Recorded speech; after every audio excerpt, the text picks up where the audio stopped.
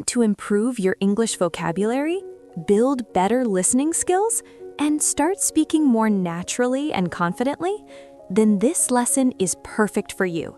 Today, we're going to practice real English conversation together, the kind you actually hear every day at work and in daily life.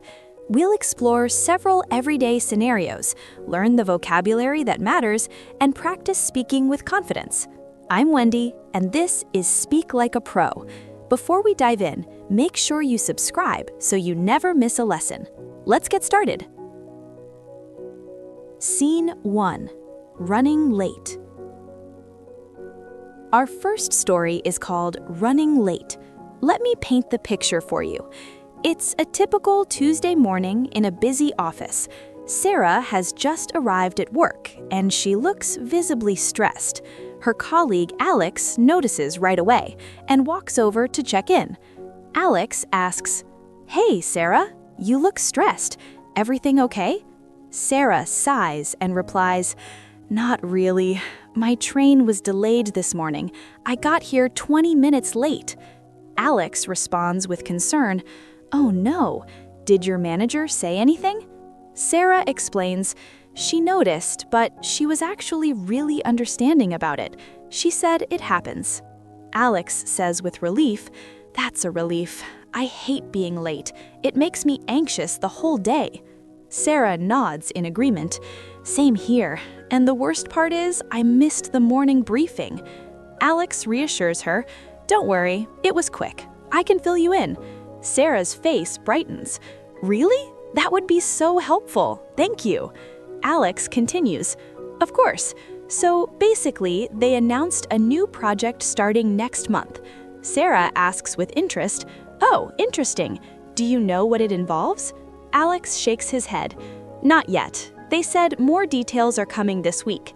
Sarah feels relieved. "Okay, good. At least I did not miss anything major." Alex smiles and suggests, "Hey, do you want to grab a coffee before we start? I was just heading to the cafe downstairs." Sarah responds eagerly, "Yes, please. I really need one after this morning." Alex says warmly, "Let's go. You can relax for a few minutes before the day really starts." Sarah agrees. "Honestly, that sounds perfect right now." And with that, the two colleagues head downstairs together, ready to start their day on a better note. Vocabulary review. Now let's look at some important words and phrases on that conversation. Listen carefully and repeat each one after I say it. First word, delayed. Say it with me. Delayed. Again, delayed. Something that is delayed has happened later than expected. It did not come on time. Your train was delayed. Your meeting was delayed. When something is delayed, it arrives or happens later than planned. Second phrase, fill you in. Say it, fill you in. Again, fill you in.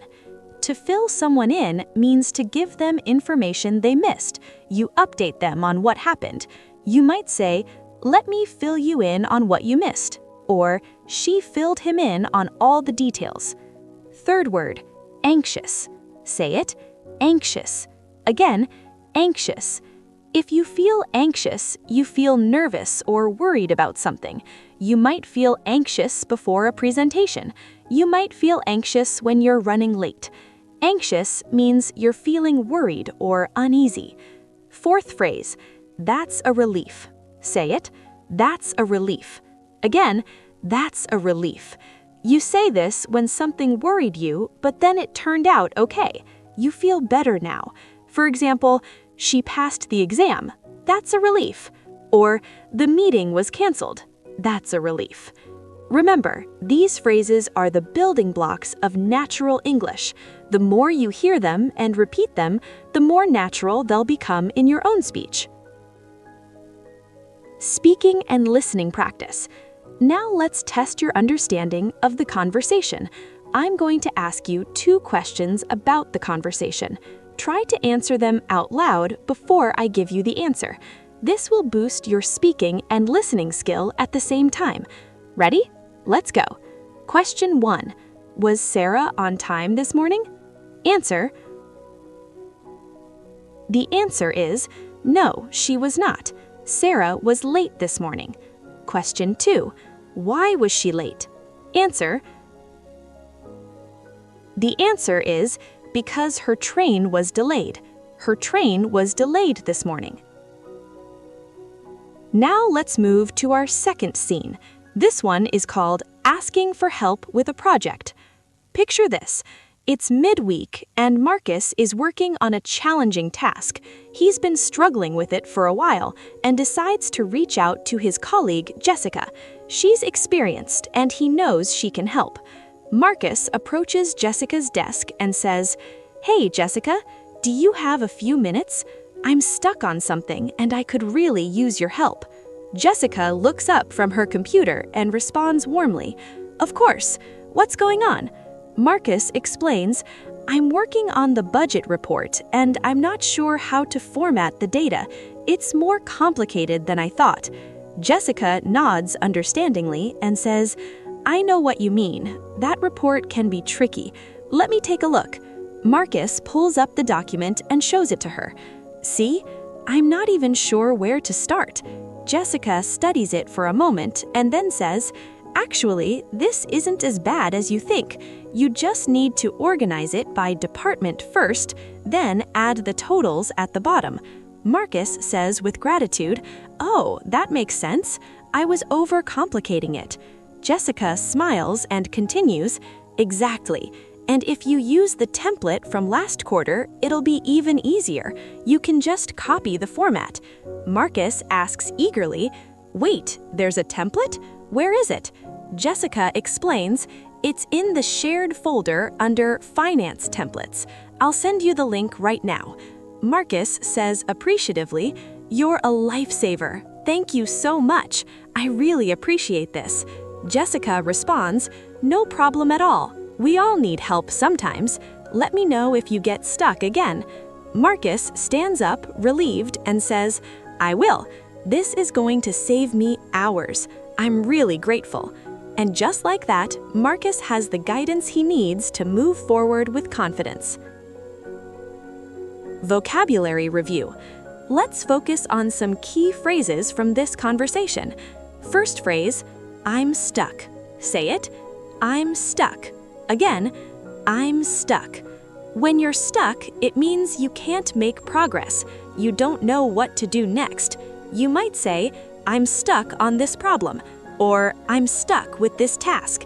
It means you need help or guidance to move forward. Second phrase, more complicated than I thought. Say it, more complicated than I thought. This means something is harder or more difficult than you expected. You thought it would be simple, but it turned out to be more complex. For example, the project is more complicated than I thought, or the recipe is more complicated than I thought. Third phrase, overcomplicating it. Say it, overcomplicating it. When you overcomplicate something, you make it harder than it needs to be. You add unnecessary steps or worry. You might say, you're overcomplicating this. It's actually simple. It means you're making something more difficult than necessary. Fourth phrase, you're a lifesaver. Say it, you're a lifesaver. This is a friendly way to thank someone who has helped you a lot. They've saved you from a difficult situation. You might say, thank you for helping me. You're a lifesaver. It's a warm, genuine expression of gratitude. Speaking and listening practice. Let's test your understanding of this scene with two questions. Question 1, what is Marcus working on? Answer, he's working on a budget report. Question 2, why does Marcus ask Jessica for help? Answer, he's stuck and doesn't know how to format the data. Now let's move to our third and final scene. This one is called Discussing Weekend Plans. Picture this. It's Friday afternoon and the work week is winding down. Two friends, Emma and David, are chatting by the water cooler. Emma mentions she's been thinking about what to do over the weekend. Emma says casually, "Hey David, do you have any plans for the weekend?" David pauses and replies, Not really. I was thinking about just relaxing at home, maybe watching some movies. What about you? Emma responds enthusiastically, well, I was thinking about going hiking. There's a beautiful trail about an hour from here. Have you ever been? David looks interested and asks, no, I haven't. Is it difficult? Emma explains, not at all. It's pretty easy, actually. The views are amazing, though. You can see the whole valley from the top. David considers this and says, that sounds really nice. How long does it take? Emma answers, about 3 hours round trip. You could make a whole day of it if you wanted to, pack a picnic lunch and everything. David smiles and says, you know what? That actually sounds perfect right now. I've been stuck inside all week. I could really use some fresh air and exercise. Emma says excitedly, really? You want to come? That would be amazing. David nods and replies, yeah, definitely. When do you want to go? Early morning? Emma responds, the earlier the better. How about we meet at 7 in the morning? That way we can beat the crowds and have the trail mostly to ourselves. David agrees. 7 works for me. Should I bring anything? Emma thinks for a moment and says, just bring plenty of water, comfortable shoes, and sunscreen. Oh, and a camera if you have one. The views are really worth capturing. David laughs and says, will do. I'm actually really looking forward to this now. Thanks for inviting me. Emma smiles warmly and replies, of course, it'll be fun to have company. I'll text you the location details tonight. David says gratefully, sounds good. See you bright and early tomorrow morning. And with that, the two friends have made plans for a wonderful weekend adventure together. Vocabulary review. Let's focus on some important phrases from this conversation. First phrase, not really. Say it, not really. Again, not really. Not really is a casual way to say no or to indicate that something is not true. It's gentler than just saying no. You might say, do you like spicy food? And someone replies, not really. It means they don't particularly like it, but it's not a strong rejection. Second phrase, stuck inside. Say it, stuck inside. Again, stuck inside. When you're stuck inside, it means you've been indoors for a long time and you want to get outside. You might say, I've been stuck inside all week. I need some fresh air. It means you feel confined or trapped indoors. Third phrase, beat the crowds. Say it, beat the crowds. Again, beat the crowds. To beat the crowds means to arrive before other people get there. You get there early to avoid busy times. You might say, let's go early to beat the crowds, or we beat the crowds by arriving at 6 in the morning. Fourth phrase, looking forward to. Say it, looking forward to. Again, looking forward to. When you're looking forward to something, you're excited about it and can't wait for it to happen. You might say, I'm looking forward to the weekend, or I'm looking forward to seeing you. It means you're anticipating something with excitement and pleasure.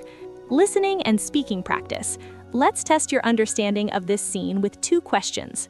Question 1. What was David originally planning to do this weekend? Answer. He was planning to relax at home and watch movies. Question 2.